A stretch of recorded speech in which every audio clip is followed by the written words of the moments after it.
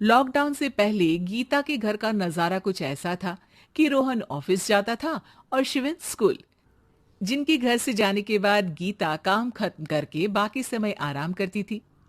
लेकिन लॉकडाउन के बाद ऑफिस और स्कूल घर में ही खुल गए और इससे गीता का हाल वो तो आपको देखने में ही मजा आएगा।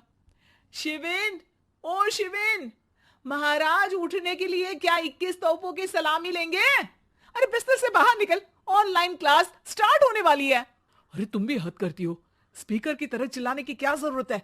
दिख नहीं रहा मेरी कॉन्फ्रेंस चल रही है। अब कैमरा और स्पीकर ऑन कर रहा हूं, मुझे कोई शोर नहीं चाहिए। इस पर जैसे ही रोहन लैपटॉप का कैमरा और स्पीकर ऑन करता है, तभी कुकर की सीटी बजती है। हम्म, करा लो अब इसे चुप। लॉकडाउन नहीं हुआ, मेरी मौत का फरमान जारी हो गया। दोनों बाप बेटे ने नाक में दम किया हुआ है।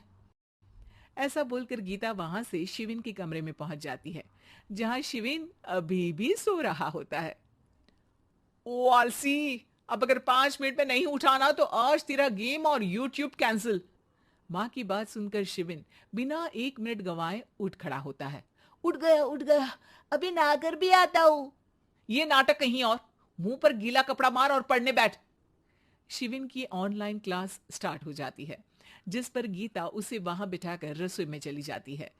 थोड़ी देर में उसे कमरे से कुछ आवाज सुनाई देती है, जिसे सुनकर वो कमरे में वापस आती है।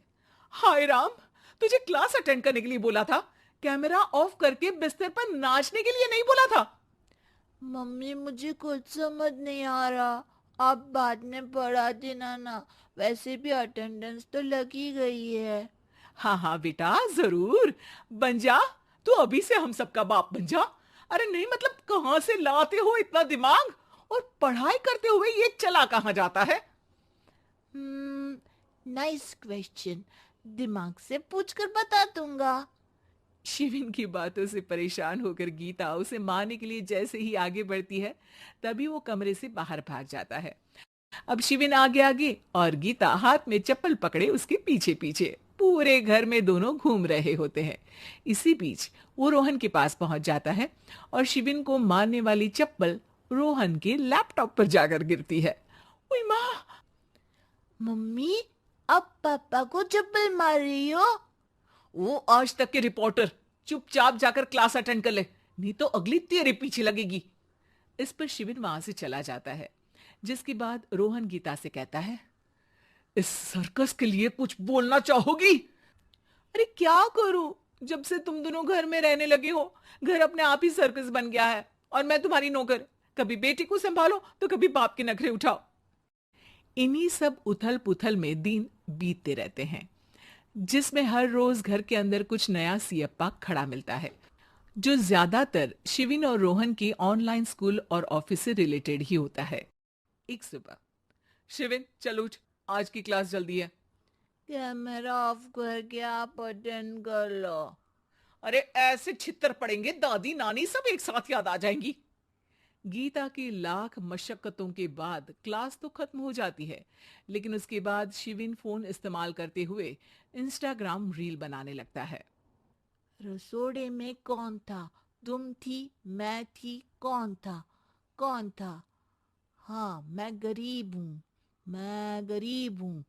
अरे ओ गरीब के बेटे, आजा, मैं बनाती हूँ तुझे गरीब। मैं बताती हूँ रसोड़ी में कौन था। पढ़ाई करने बोलो तो इनकी मां मर जाती है, और ये पागलपंतियां जितनी मर्जी करा लो।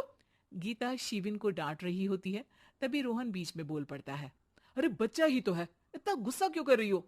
बेटे का साथ देने की इसी एक कोशिश में अब शिविन के साथ साथ रोहन भी गीता के गुस्से की सूली पर चढ़ जाता है। अगर बेटे पर इतना ही प्यार आ रहा है, तो इसे क्लास अटेंड क्यों नहीं कराते? इसका होमवर्क क्यों नहीं कराते? उस समय तो बहुत जल्दी मीटिंग आ जाती है। वो काम मैं करूं और यहां इस बेफिजूल की चीज में तरफदारी करके बन जाओ महान। हे भगवान, कोई तो इनके ऑफिस और स्कूल खुलवाओ, मैं इन्हें और घर में नहीं सह सकती। अरे कुछ और मांग लेती, क्योंकि तुम्हारी ये विश इस साल तो पूरी होने से रही, कोरोना। हाय नास बेटे ने जिंदगी ही बर्बाद कर दी। खाए कोई पचाए कोई, कल मुझे चुन चुन कर सबको मेरी बद्दुआ लगेगी। उन्होंने दुनिया का और इन बाप बेटे दोनों ने मेरा जीना मुश्किल कर दिया।